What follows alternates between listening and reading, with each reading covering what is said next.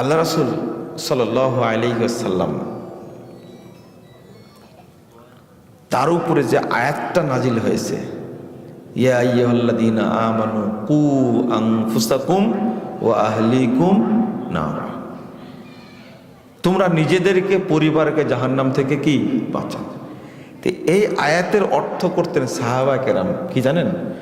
আউসু আনফুসাকুম ওয়া আহলিকুম বিতাকওয়াল্লাহ ওয়া আদিবুহুম, তোমরা নিজেকে পরিবারকে তাকওয়ার নসিহত করো। কিসের? তাকওয়ার নসিহত করো। ওয়া আদিবুহুম, এবং তোমরা তাদেরকে আদব শিক্ষা দাও। সন্তানের উপরে কোনো কিছুই ফরজ হয়নি, তবে আদব ফরজ হয়ে গেছে।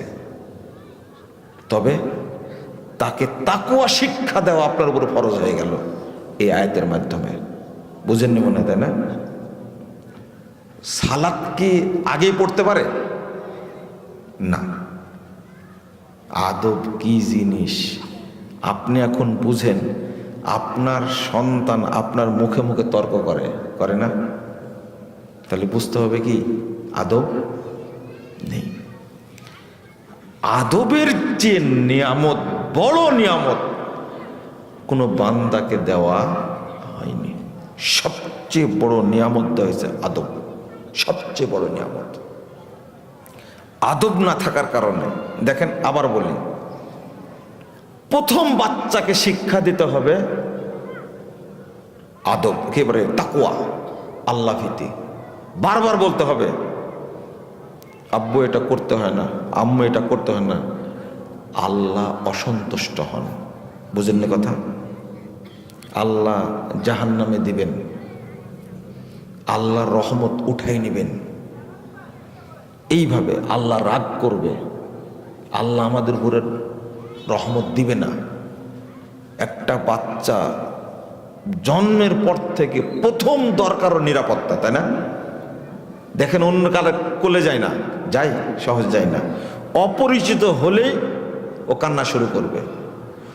কোনো বাচ্চা আছে ও কারো কোলেই যাবে না, শুধু বাপ মা ছাড়া। আছে না এরকম? এই টাইমটাই আল্লাহ রাসূল সাল্লাল্লাহু আলাইহি ওয়াসাল্লাম বলছেন, এইটাই আল্লাহ বলছেন এখানেই তুমি আগে তাকওয়া শিক্ষা দাও। আর আমরা শিক্ষা দিই শিয়ালের, তাই না?